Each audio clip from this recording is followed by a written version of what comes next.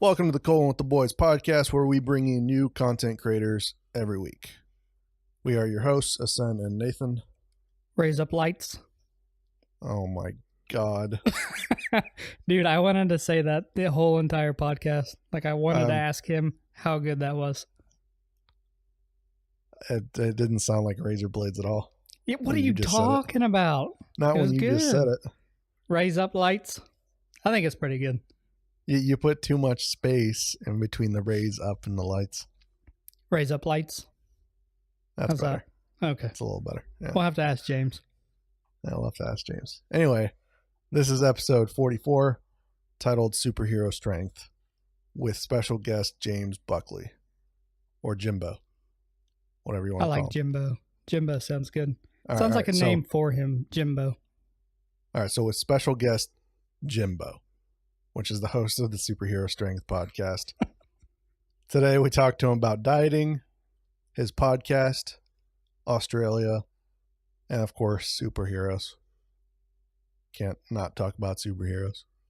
No, Marvel's better, by the way. I don't think I ever threw that in there, but Marvel is better. Well, Jimbo and I disagree. So anyway. Well, eat my ass.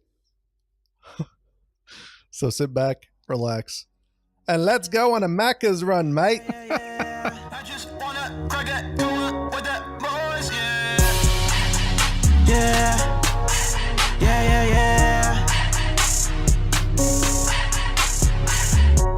no more baby mamas, no more kids to watch, cause I got babysitters. Now it's time for licking, come on, give it to me, cause it's my escape. Now it's time to annihilate, let my troubles all die away.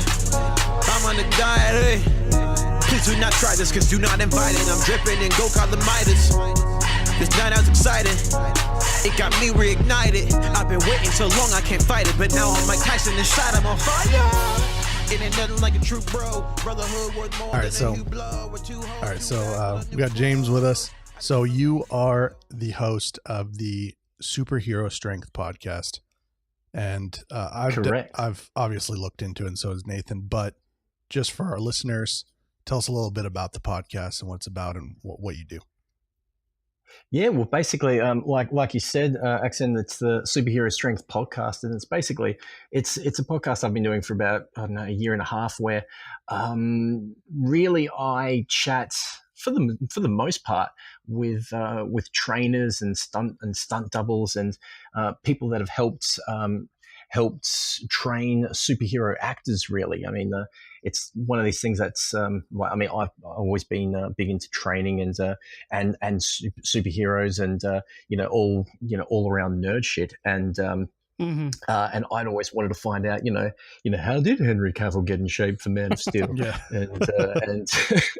and Chris Hemsworth and all that stuff. And I mean, if you look online, there's so much crap I found, people speculating on what these people did or coming up with fake drug cycles and things like that. This is the drug cycle Hugh Jackman does, which is all bullshit. And I decided, I'd been thinking about starting a podcast for a while, and decided, well, why not try and find out exactly from the source, speak to the people that have actually helped train these people up. And and that's pretty much where it all began. Awesome. Yeah, like that's one thing I've actually always wanted to ask is there any rules in like the Actors Guild or whatever? Like, is there any kind of rule against using like things like steroids to get to the body shape that they need to be for a movie? That I don't think so. Yeah, I don't think so either, but I don't think so. I mean, that's a really good question though. I don't think so. But yeah, I mean, there are some people I know that, like that have in the past used steroids. We know probably people like Arnold and Arnold Schwarzenegger and, Stallone, Stallone, uses HGH, apparently. It's, so I don't know. I don't think so. But, I choose to believe that at least the superhero guys don't use them, and I have asked a few of the trainers and they have said no, they don't. So okay, so some of them you've asked that they have and they don't, but I'm sure there's probably ones out there, especially for like I can't imagine Christian Bale for the Dark Knight series, especially coming off of the movie The Machinist, how skinny he was in that. I can't imagine him not using steroids to get back to the size he was for the Dark Knight. Yeah, well, that's. I mean, I guess again, I don't know, but you know, I mean, I guess what he had for the Machinists. I haven't spoken with his trainer, but or Christian himself either. But I mean, you know, I think he had about 6 months from finishing The Machinist to, you know, starting work on Batman Begins. And I do know that he did, you know, he just ate and ate and ate and ate and ate afterwards. So like he may have had a bit of that rebound effect sort of thing. So there is that. But, you know, I guess at the end of the day, we'll never know for sure or anything like that. Right. I choose to give him the benefit of the doubt though. And you know, I want to believe that he hasn't though. So. Well, I mean, I don't think he did. 6 months is plenty enough time to come off of starvation, eating the right foods multiple times a day, keeping track of what you're eating. He could put on plenty of weight in 6 months. Now, running gear or running a specific cycle, he could, in 6 months, have been a lot bigger than what he was going into that movie. And he wasn't even that big. He was in good shape, but he wasn't, you know, shredded and buff as all can be. So, I mean, I don't think he did. Right. Yeah, and the stories are that he actually ended up getting quite fat just before they started filming Batman Begins, and then had to take a little bit more time to actually cut down a little bit and cut out some of that body fat and body weight and everything to, you know, just so it could fit his suit. Right. Yeah.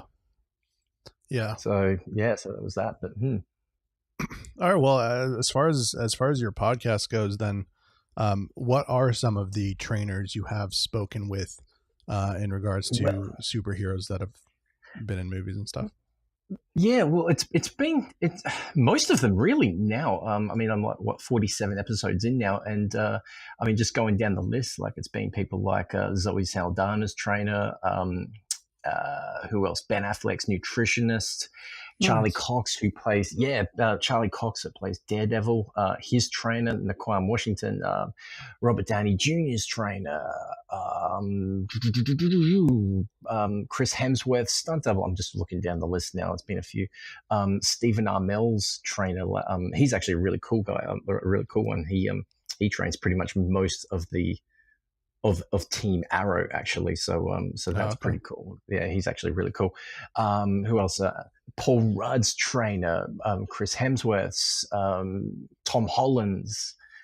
Almost most of them. Oh, now. Damn. So you've gotten to speak to quite a few of the people that know their shit. Yeah. It's been really cool actually to speaking with these experts and just learning, you know, like what it is. That they did, and I mean, a lot of the times when you're actually speaking to these people, I mean, the story is very different to what you've read in, you know, Men's Health articles and all these other blogs and things like that. You know, it's all very different, to what you do read online. Yeah, I assume a lot of stuff online is probably false. Whatever, dude. Everything you read on the internet is the truth, right? Like, I don't know why you haven't figured that out yet. Absolutely. Like, but fake news is fake news. Yeah, fake news is fake news. There you go. So as far as I know, you've also had a lot of experience with this. I mean, just if anyone ever looked up your podcast, they can see that you've done bodybuilding competitions and you're shredded. Maybe not in the off season. I don't know. But, not right now. I'm afraid, unfortunately. Yeah, can't be. Me neither. It's like you're really just absolutely shredded for, I don't know, maybe 2-3 weeks, and then you just want to, because you're just starving, you just want to eat again. Yeah, absolutely. So because you've had kind of a lot of experience with that kind of thing, what do you like with the trainers that you've spoken with, and from your own experience, what do you think is the best? Like, let's say someone was in just like dad bod shape, right? Yeah. So they're just regular dad bod shape, and they're like, oh, okay, well, we want this guy because just how he acts, we want this guy to be this buff superhero. What's like the process, kind of like starting with, we can go with dieting. Kind of what's the process that most trainers kind of take, or are they all different in very different ways, or? Some of them are different, but I mean, like the guy I was probably normally go back to a lot was Ben Affleck's nutritionist, and he really just believes in like, I mean, as he said on my podcast, he said, yeah, you can do all the different things like keto and if it fits in macros and all the other stuff. He said, but the best results he's had are the guys that eat, pretty clean throughout the day, 5 to 6 meals a day, high protein, relatively low carb if you're, trying to lose body fat, and, and just staying really, like pretty much strict, like maybe that 90% rule where 90% of your meals are, very clean. And when I say clean, I mean like not just boring chicken and broccoli, but, like healthy foods and things like that. Right. And then maybe the other 10% you can, M&Ms. you can have M&Ms. What's that? M&Ms. Yeah, like just whatever shit you want, really. I mean, within reason, I guess. And that's always been the thing that I've sort of stuck to. Really, is just for the most part, I eat pretty damn clean, and then like maybe on a Friday or Saturday night, the weekends, then I might have splurge a little bit here and there.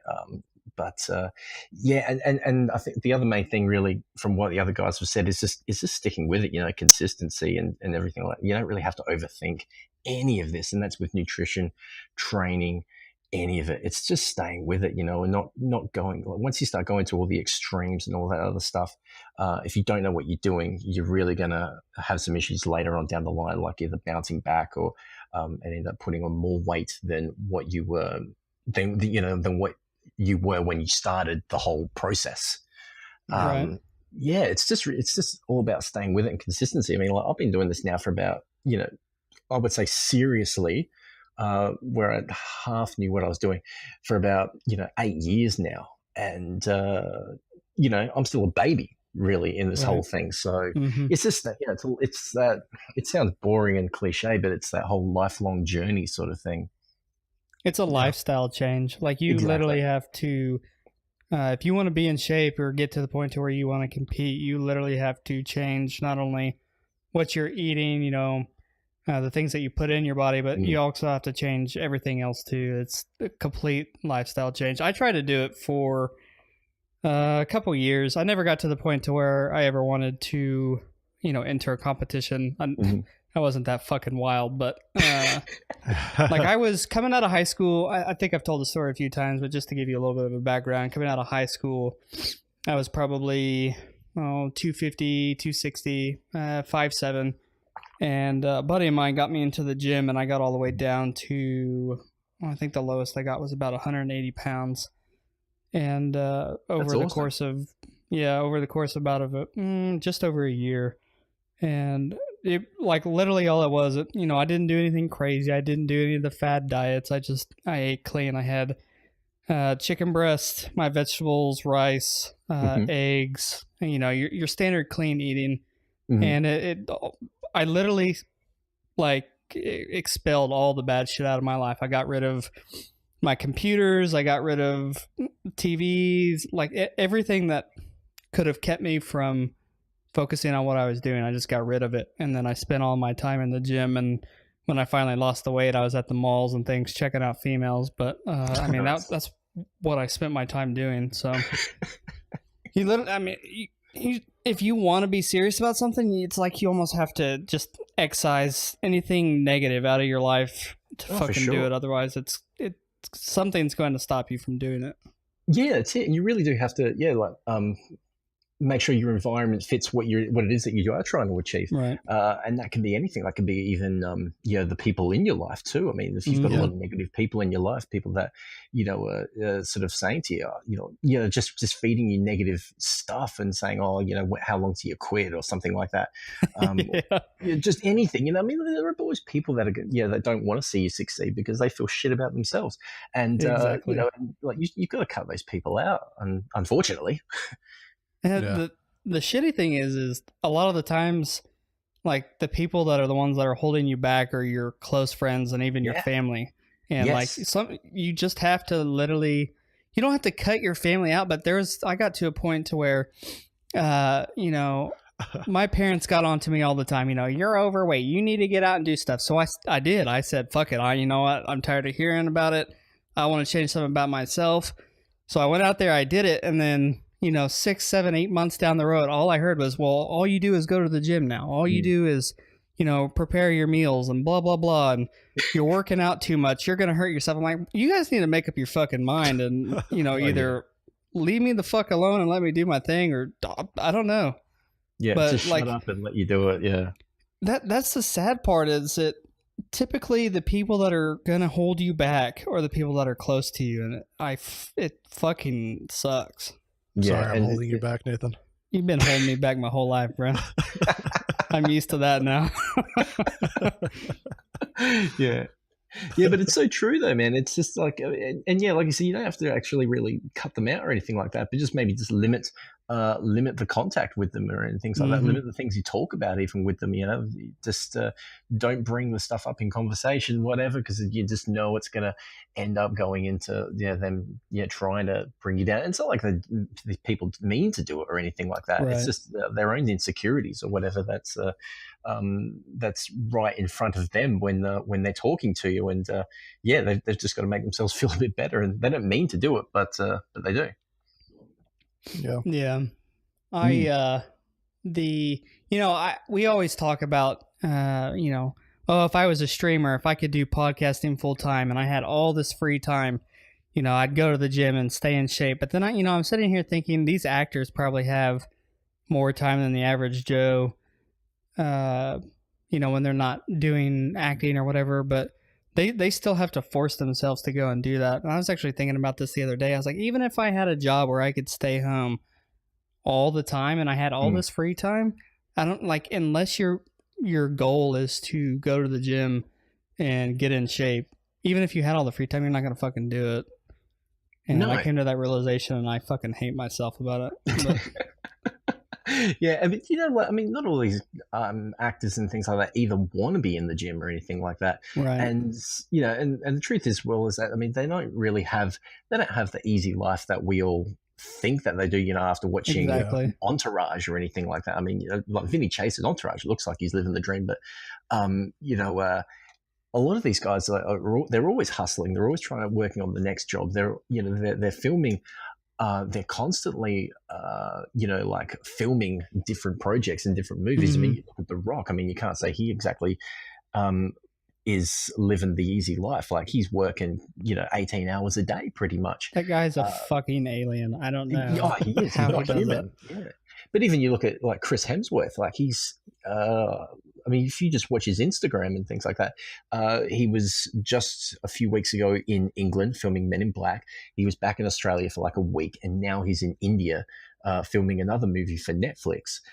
So he's always working too, but he's still finding the time wherever he can to fit in time for training and staying on top of his nutrition and things like that. So yeah, this whole myth that actors, it's okay for them, they don't have a 9 to 5 or anything, but right. Some of them, they're working 7 days a week, 18-hour days, and they've still got to make sure they've still got to fit it in. And the other thing as well is that, I mean, this shit, like, is their livelihood. Like, I mean, if Chris Hemsworth rocks up on the next Thor movie or Avengers, set, and he's not in shape, that's, I mean, what are they going to do then? That he's probably not going to be cast in the next movie or something like that. I mean, it's his livelihood. Yeah, I mean, they didn't get to where they are by fucking having all this free time. They had to grind to get where they are, and they've got to continue doing that to stay that way. So, absolutely. Yeah. Yeah, that's pretty awesome. So as far as kind of going back to the bodybuilding aspect, so have you done only like local Australian competitions? Have you done world competitions with bodybuilding? Like, have you traveled for it or anything like that? Yes, no, I've only done shows in Australia, like on as far as bodybuilding goes, like with competition and everything like that, I'm very mediocre, but it never went. I competed in a few shows in Adelaide, which is one of the major cities down in the south of Australia, and one, I think, in Melbourne. And that was all over the space of a couple of years. So I haven't actually competed internationally or anything like that. So, yeah. Hell nice. Yeah, though. Yeah, it's still pretty cool. Awesome.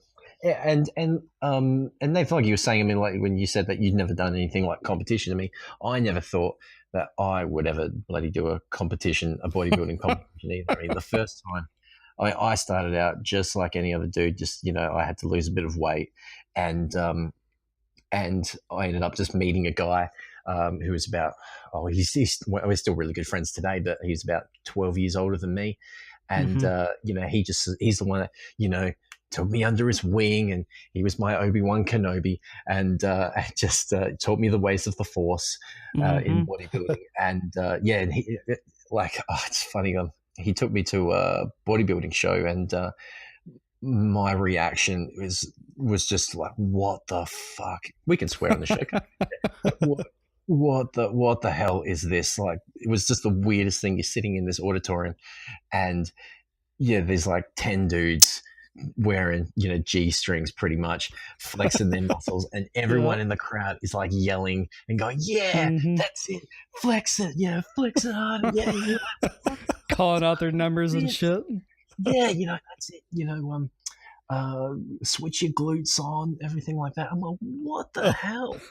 And it's the weirdest thing. And I don't know, somewhere along the line I must have gotten into it somehow, and something about dudes and G-strings flexing just made me want to do it. For sure. It is the weirdest thing if you're totally new to the world and everything like that. But when you start like actually taking a bit of interest in learning a bit about it and stuff like that, it's actually there's a lot of work that goes into it, and a lot of effort and all that stuff. So and it is pretty cool.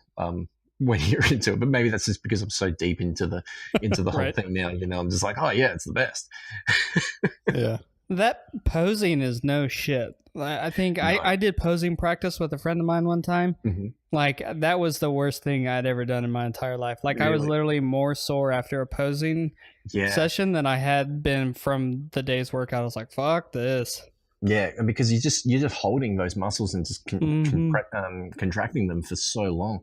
And that was one thing like I had never even thought, like, for my first competition, I'd never thought about posing practice and transitions between poses and making it look easy. It's because it's not easy, it's hard, and you've got to really practice it and just and like make it look easy as well when you are on stage. Yeah. Have you ever seen like someone posing and their transitions are really awkward, so they just look odd? Yeah, because I've seen it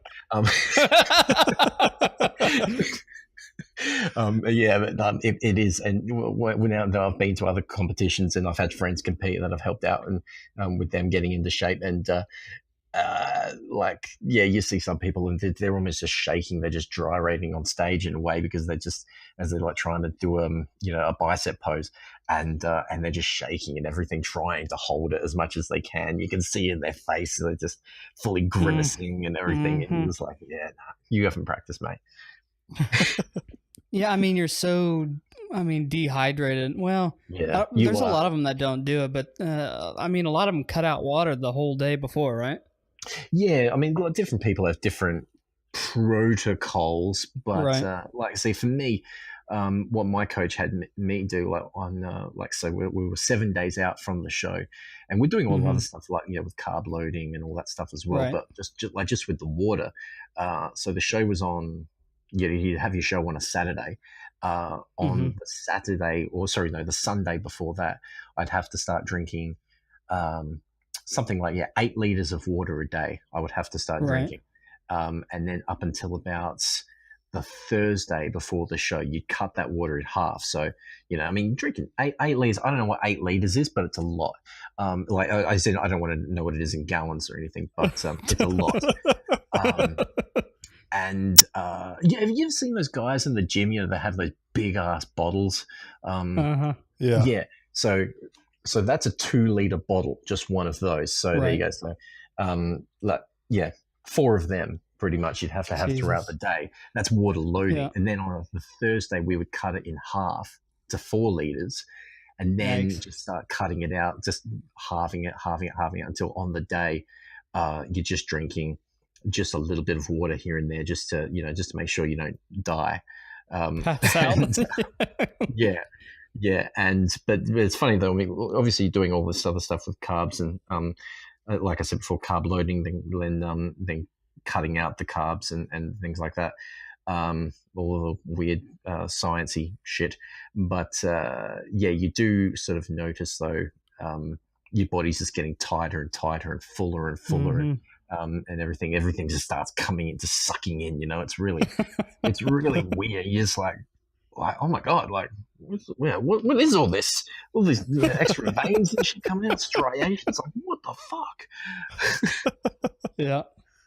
What's odd is in the U.S. we actually have 2-liter bottles, except everything else is like gallons and quarts and pints and stuff. The only thing we have liters in is soda. So right. So, yeah. Everything, that's the metric, and everything else is in the oldie measuring system. Yeah, yay oldie. That's good. So I know what it feels like to come off of a diet and eat kind of shitty and how shitty you feel. But I know coming up to competitions, the people always go have their, in the competition meal once the competition's over. How shitty do you feel eating bad food coming straight off of competition? Straight after, eating the pizza and things like that is the greatest thing ever. So I didn't feel shit straight afterwards, and that's good. But it's more like maybe a couple of weeks later, you do start to feel pretty crap afterwards and things feel like that. Garbage.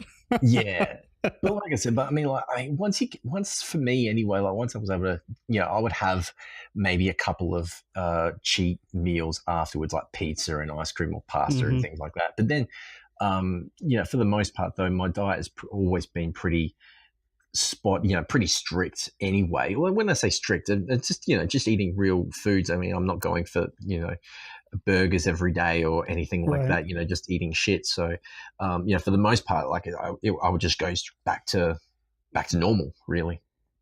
Mm-hmm. So be a little bit more relaxed. Being on an island, Australia, do you guys eat Mediterranean or?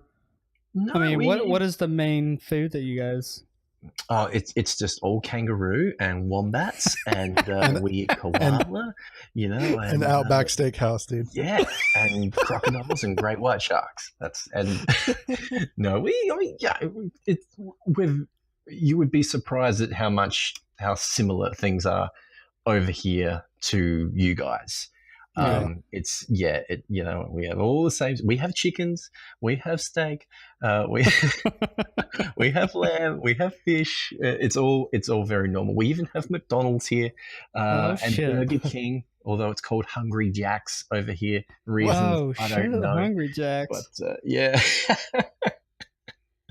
that's awesome. Yeah, but it's all very similar to what you guys have. But we don't, man. We like. I know you guys, like, we're just talking burger chains, though. We do not have the amount that you guys have. I'm sure you don't. it's McDonald's, or as we call it, Macca's, and Hungry Jack's, or Burger King. That's what did you call McDonald's? Macca's? Macca's. Hell yeah. I like that. We're going to start using that. I'm going to start doing that. Yeah, it's Mickey D's for you guys, isn't it? Yeah, Mickey D's. Yeah. Mickey D's, yeah. No, we're Macca's. You got to do something like, put the Australianism behind everything. Macca's. Yeah. Let's go to the Macca's. Yeah, let's go to Macca's. That's what you say. So when you're talking to a friend, you're like, I'm going to go to McDonald's and order a hamburger and fries. What do you actually say to somebody in Australia? How does that go? I want to hear it. Oh, it's just you want to do a Macca's run. That's what it probably is. You want to do a Macca's run? A Macca's run. That's how, I mean, look, I awesome. haven't eaten Macca's in almost 10 years, but that would be what we used to say, though, back when I was living that kind of lifestyle. It would just be Macca's run. Yep, do it. Yeah. Let's do it. Yeah, Macca's run. Oh man, that's awesome. It's not like it's never an adventure though, like going to White Castle or anything like that. Like a Harrow or something. Where there's movies made after it.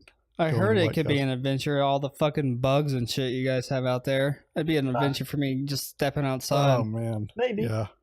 coming into this time of year, definitely mosquitoes, flies, all that stuff. But it's not that bad, really. I mean, especially, I mean, I live in a sort of city area, and it's not that bad. It's not as bad as what people think, overseas people think, like, especially like you've probably heard about all the stuff of, everything in Australia can kill you. And right. Yeah. Sometimes that's true, but I mean, I've yet to see all that much that could, but then maybe I'm so used to it as well that, it doesn't bother me. How many huntsman spiders have you killed? Oh, huntsmans. Oh, yeah, actually, yeah, huntsmans I see all the time. But fuck that, dude. Fuck that, they're fine. They're like your tarantulas and shit. Like, they don't, like, yeah, except for they're like the size of a dinner plate, right? Oh, sometimes. No, they're smaller. It's been a while since I've seen one that, not the size of a dinner plate, maybe the size of your hand. But even then, it's not often I would see one that big. The funnel web spider, though, which we don't get where I live, so that's good. That's the one you've got to be worried about. They're roughly about the size of your hand. They'll jump at you and fuck! And jumping spiders are no good. They will kill you. They will fucking kill you. Fuck! I'll stay in the States, man. Fuck that. Like when spiders and stuff start jumping, like I'm out. Like count me the fuck out. Especially when they're the size of your hand. I mean, you've got fucking lions over there, like mountain lions and shit in the US. Like, I mean, we don't have that. We've got crocs, but they'll fuck you up too. But actually, some people actually just recently got taken by a crocodile. But fuck. but I mean, you guys have what, mountain lions and pumas and stuff like that, don't you? We have. I mean, mountain lions are in like California, but where I'm at, I'm in Seattle, Washington. We have bobcats here. Yeah, bears, bobcats. Things like that. But bobcats are just like a little bit bigger than house cats. They're kind of they'll scarce still fuck too. you up, but they're not like insects where they're like fucking just chilling outside all the time. You're just like, what the fuck? Rarely do you see a cat like that. Right. And also, they're not in your house. That's true. I mean, I suppose they could be. The major thing over here is probably more snakes. I think that's at least where I'm anyway. Fuck. Yeah, like we've got the brown snakes, the I can never remember. It's either yellow or red belly black snake.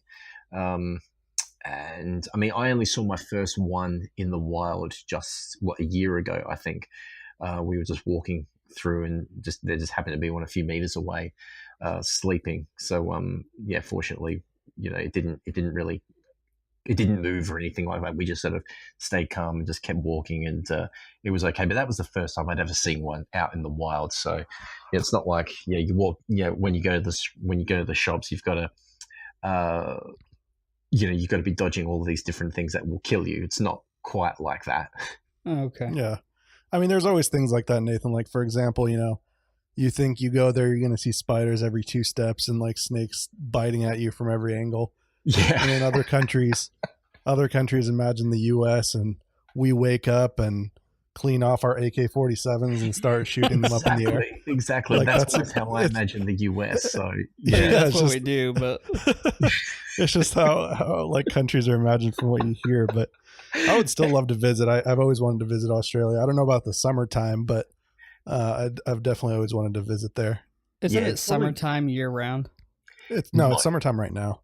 Yeah, that's right. Yeah, it's summer now. Well, you would think. It's been raining all day today and yesterday, but it should be coming up to summer. But yeah, I mean, this is sort of like, it's not. I don't know. I don't think it gets that hot, really. I mean, I know. Yeah, California gets some pretty hot weather, so it's I don't think. It's California is not what you need to be worried about. If you ever come here during the summer and go to like Texas. You'll probably die. Yourself. Yeah. Oh yeah, yeah. It's like after the heat index with the humidity, it gets to about a heat index of like 115, 120, which that's crazy. I don't know what that is in Celsius off the top of my head, but that sounds hot. Probably though. Like it's hot really as hot. Fuck. Yeah.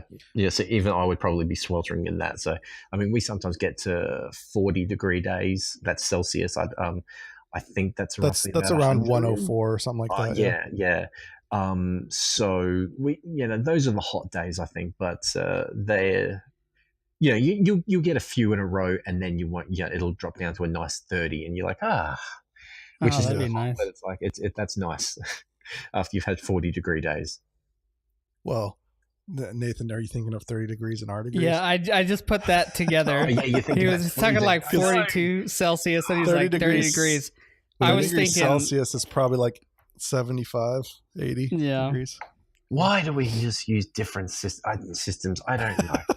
They need to put it all together and quit this fucking metric system standard shit. They just, like, across the world, make it all either metric or standard and get the fuck on with it. Exactly. Well, it'd obviously be way easier to do metric because we're the only ones that use the other one. I think so. I mean, the English use a weird system too. Like, they use stones and things like that. I mean, what the fuck is a stone? How much is that? Like, I don't know. Like, I'll speak to some English people and like, I lost 5 stone. I'm like, I don't know what that is. What the fuck is a stone? Yeah. 5 stone. Did you drop it in your backyard or what? I don't fucking get it. That's what I thought. They were like, I lost 15 stones. I was like, what do you keep fucking stones in your house and throw them? I don't get it. I was don't lost. get it either. I do not understand it either. So, yeah. And then, you have yards as well. Yards, feet, and inches. I know you guys use that, but no idea. Like the biggest thing I would like to keep and that I'm just so used to is I like miles per hour. And like kilometers just seem weird to me. I don't know why. I just know the distance of a mile. I guess I could get used to a kilometer, but I pretty much like miles, and I mean kilograms aren't too bad. It's almost 2 pounds. That's right. Or 2.2 regular. 2.2 pounds. 2.2. 1 kilogram. Yeah, something like Stupid. that. So. 2.2. Stupid. Little nuts. He'll remember that for the rest of his life now that I've called him stupid for it. Probably. He'll be on his deathbed and be like, what's kilogram to pound? Like 2.2, bitch. I'm like, wow. What, are you implying I'm going to die first? Yeah, you're probably going to die first. I hate to break it to you. Wow. Because you couldn't live without me, dude. That's why. Like, if I were to pass away before you would just be in, like, fucking deep shit. So. Oh, man. Anyway, so now that we've kind of gone over all of the training and everything, the other half of your podcast, or at least from what I've seen, like the last episode you did that I saw from Twitter was the Stan Lee like remembrance episode. And so I'm guessing you also talk a lot about the superhero aspect, not just the strength. That's it. Yes, it's something like I try to. It's kind of a thing where like it's me talking about all the things that I love. So, and which is why it's a combination really of superheroes and geek pop culture, that sort of thing, along with strength training, nutrition, and just getting into shape. I mean, I guess my thing has always been I wanted to look like a superhero because.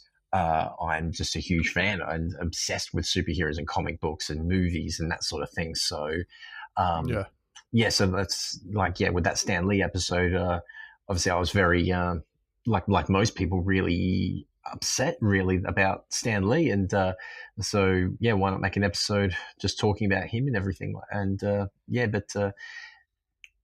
I'll try and, put in a lot of the, talking about comics, that sort of thing, and just whatever with the podcast too. So it's because it is a show that's for people that are into that, like into the things I am, like training, nutrition, and superheroes and comic books and movies. So with that said, what first of all I need to ask, are you a DC or Marvel fan? I am more of a DC guy, but more for the comics. Like I'm a DC. It's when it comes to comics, DC, movies, I really do have to give it to Marvel there. And but I am more of a DC guy, I guess. I mean, I'm wearing a Batman shirt right now, so that probably answers the question. So I actually tend to agree with that, and I actually disagree about the Marvel movies. While like the latest few Marvel movies have been really good, and in general, Marvel does make better movies. But I still think nothing beats, the Dark Knight trilogy or the Watchmen. True. Those are just amazing movies that like I don't think Marvel has beat. That's your own opinion. I know it's obvious. It is obviously my own opinion, and a lot of people may disagree because it really depends on what you like. Like if you're in it for the action scenes and how cool everything looks, yeah, Marvel's got that down. DC is just a lot more like about a really deep story, and that's what I enjoy the most out of the movie.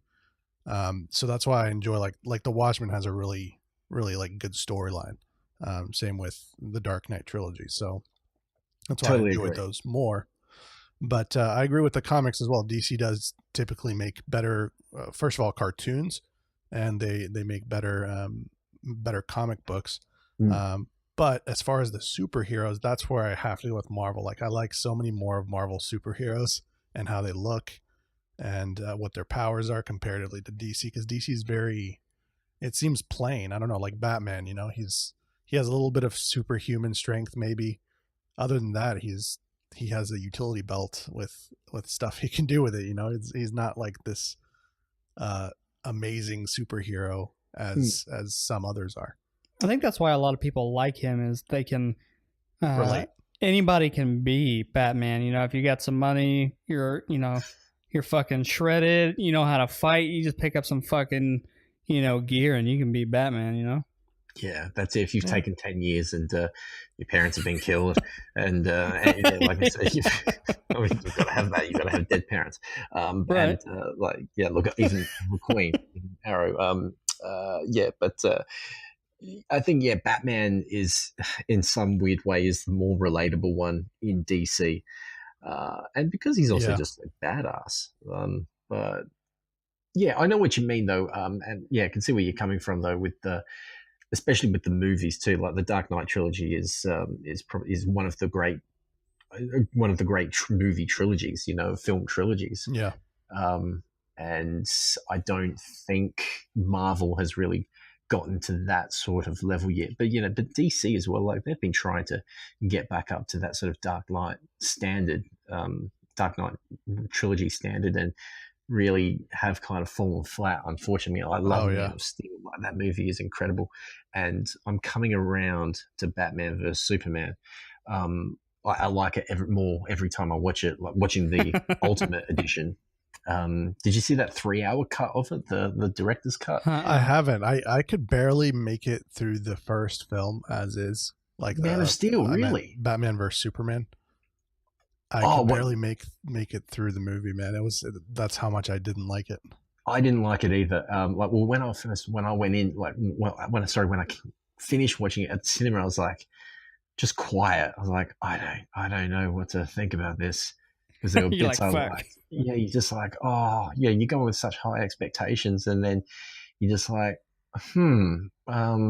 okay, I liked bits of it. But I don't really know what the hell happened. Give the 3-hour cut a shot, the Ultimate Edition. It makes a lot more sense. They put in like an extra 30 minutes of footage, and it does make the movie a lot better. I mean, you still have the Martha scene, which is not the best, but it's more of a coherent movie. Yeah. Right. Yeah, I mean it sucks that a lot of movies have to do that, and sometimes they end up cutting up, a vital part of the story to make it work for the cinema and what they're allowed to put up. But, I didn't even like I didn't like that one. I didn't even see Justice League because I heard such bad reviews. I still want to watch it at some point. But I don't know. Have you seen it? What do you feel about it? It's Justice League is, that goes on the other end where it just gets worse every time you watch it. It's just, oh man, it's so disappointing. It really is, like, because we obviously know about the Henry Cavill's mustache gate scandal. Oh yes, and the one thing I just wonder is like, how did you people let this CGI? Like, who was the person that signed off on that CGI and said, "Yep, that looks good enough. Let's put that in." Like they won't notice. It just like even my wife said it when we watched it. We watched it a few weeks ago when it came onto Netflix, and this is my wife's first time watching it. And there's like the first scene is like a bit of cell phone footage. These kids are talking to Superman for their podcast through a cell phone, which is weird. Uh-huh. But and you're just looking at his face. And have you guys seen Nathan? Have you seen Justice League? I haven't, no. Oh, so neither. Okay, right. Neither of you've seen it. So yeah, but the first scene is just this cell phone footage, and it's a close up of Henry Cavill's face, and his whole mouth just looks so weird, and it's like there's this weird growth above it and to the side, and it's moving. And my wife was just like, "What's up with his face?" And I'm like, "Oh, yeah." And I'm like, that's the CGI that they did. And she's like, "That's really bad." I'm like, "Yeah, it's really." It looks. It's like, who let this go out? I mean, come on, people. Yeah, I heard it was something along the lines of like he was filming 2 movies at the same time, and one of them required him to have a mustache for the role. Yeah, Mission Impossible. And so they had latest one. Yeah. Yeah, so he had to have CGI for the DC movie, and it just looked horrible. Yeah. So they were trying to remove the mustache off of his CG. face? That's right. Oh, fuck. I'm going to have to look at this. This sounds awesome. It's terrible. I mean, I do feel bad for the guy, though, doing the CGI work. He spent all this time learning. He probably got fired. Probably. But, like you said, like, yes, I'm finally in the special effects industry. Yes, so this is my dream job and everything. First job, take off a mustache. You're like, oh, so I'm not doing all that cool other stuff. Great. He goes to a freaking job interview and he just like looks at his resume, mustache of Henry Cavill on Justice League. Just like, nah, I'm good, man. Yeah, but the rest of the movie though is really not good. I mean, there was the whole stuff as well with the Zack Snyder, Joss Whedon, Zack Snyder leaving the project, and he was the original director, and then Joss Whedon coming in and changing it all up and everything like that. So it's a mess of a movie, really. It's actually amazing. It did actually. Yeah, it could have been worse, I guess. It could have been worse. Yeah. Yeah, I don't. Zack Snyder, he did Batman vs Superman as well. I'm pretty sure. Yeah, he did. And Watchmen. Other than Watchmen and like 300, he falls flat on a lot of movies for me. Yeah. I don't know why. Like he originally became known for his whole slow mo thing. You see it in the Watchmen, and you see it in 300. The slow mo combat scenes. But he I don't know what it is. It's just odd. The storylines that he's been trying to form in Batman vs Superman and Justice League sounds like, even though he left that project. But I don't know what's going on there. Yeah, I don't either. Did he end up doing Suicide Squad? Was that Zack Snyder as well? No, that wasn't him. That was a different person. I can't remember his name right now. The guy that did like End of Watch and Fury and everything. I can't remember his name is escaping me right now. But different guy for that one. But I think Zack Snyder, he's sort of overseen all of them though. At some point, like he's kind of been, in a way, the guy that's overseen everything. But now there's no one. Yeah. Yeah, and in DC's universe, I mean they've already announced they don't want to do a DC universe of how Marvel's doing their thing. They're going to go back to standalone movies. I think they're slowly moving away from it. I don't think it's completely. I think it's just going to it's still in the universe, but I think they're just not going to be having as many references to the overall universe. I think. I mean, we'll see when we see. First off, when we see Aquaman in a few weeks, but also the Shazam movie that's coming out next year as well. So that looks pretty funny. It does actually. I'm really excited for that. Is that Aquaman? Isn't that Jason? What is his name? Jason Momoa? Is that what it is? Yeah, Jason Momoa. Khal Drogo. Yeah, he's a fucking stud and a half, though. He is, yeah. That's a man beast for you right there. Definitely gets rid of that whole the old way that we used to see Aquaman, the white guy with the blonde hair and right. riding a seahorse in Family Guy. From the Super Friends. God, I couldn't stand him in Game of Thrones, though. Like, really? The whole I don't know. I think it was the language that they spoke. Like, it was just so harsh. Oh, the Thraki. Yeah. Fuck, it just made me want to stick a screwdriver in my ear listening to him talk. But I think he'll fill that role really well. Like, I've seen him in a lot of like off the scenes kind of YouTube videos and stuff where he's talking about the movie, and I've seen him in he was doing this like fucking throwing axe practice shit where I guess it's one of his hobbies he likes to do is throwing axes, and he's cool as fuck. Like, hopefully he gets a lot more lead roles in a lot more movies, because I feel like he's a good actor. It's just I hate him in Game of Thrones. So yeah, I guess he hasn't really had that. I mean, he hasn't had a heap of stuff to really be able to prove himself. Like, he did that Conan the Barbarian movie, which was pretty average. And I know he's done a couple of other things, but they've never really been big. So I think if Aquaman hits, we'll probably see a lot more of him, sort of like with Henry Cavill. Like before he did Man of Steel, he'd done a few things, but they'd never really been all that great or big. But now, he's doing other stuff now with Mission Impossible, the latest Mission Impossible, and he's got other stuff coming up. So yeah, now since he's been Superman, and he's a good Superman, I think. And he's getting more stuff now, so we're seeing a lot more of him.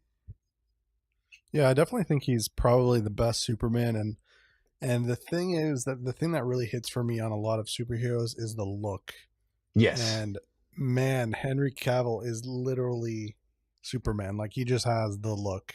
He has that like manly ass jaw, like that the black hair. He just looks the part. It just like Chris Hemsworth with Thor. Like, that's just the part. Yeah, he's a man peach too. Man peach? Yeah, dude, he's a man peach. What? I don't know where that came from, but that's just what I thought of when we were talking about man. You just coined man peach. Man peach, dude. He's the man peach. Yeah. He's Australian, right? He is, yeah. Chris, yeah. Okay. Yeah, from Byron Bay, I believe. Nice. Yeah.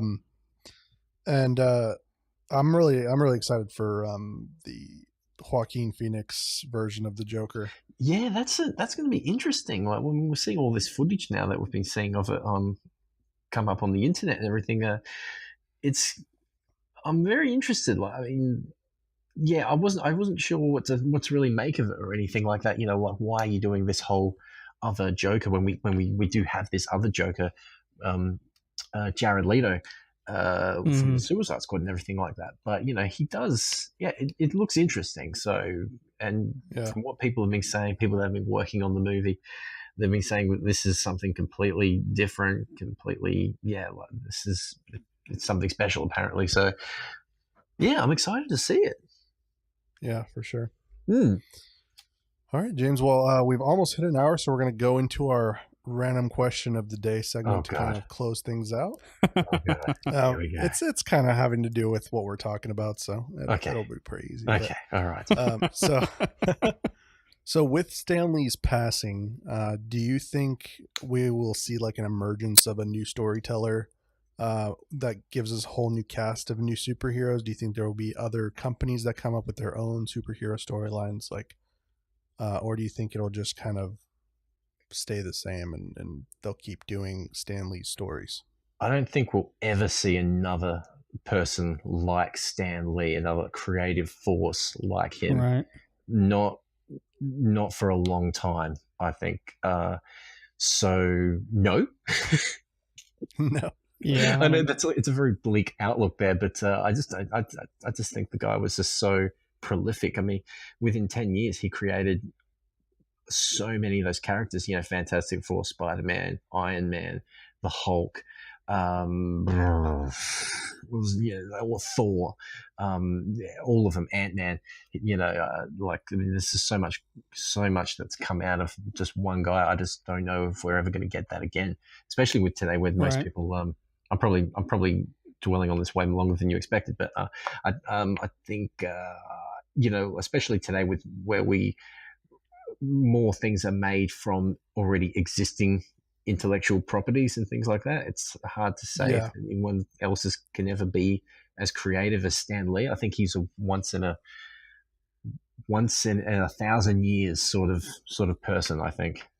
Yeah, I know. I completely agree with that. Especially that last part is, I think the biggest reason. I think there's definitely brilliant people out there that can achieve what he did, if they were given the creative freedom. But I just don't think that's. We don't have that creative freedom anywhere anymore. We don't really anymore. At some point, someone's going to want a piece of what you have, and they don't have the freedom that he had at that point in time to create all this stuff. Especially since no one had done it before. Exactly. And that's why I agree with you. I don't think there will be a new storyteller that's like Stan Lee that comes to fame or fortune or anything like that, because not necessarily because there isn't one that exists, but because it just, they won't be given the opportunity. Yeah, probably not. I mean, never say never, but it's just there'll never be another Stan Lee. And something I said on my podcast, but something I thought was really interesting was that all this stuff that he created, he was 40 when all that stuff came out. Can you believe that? Like, all in the second half of his life, pretty much, is all when all this stuff from him that he created. It wasn't like a 20-year-old or anything like that. I mean, the dude was 40 when he created the Fantastic Four. That's and so many people think that's old, but I mean, that's almost where like Stan Lee became Stan Lee at 40 years old. Exactly. The thing I this is more of an American thing. I don't know if you guys have heard about this, but we've been having this thing go around in the States where women are accusing men of all this sexual assault whenever they become famous or whatever.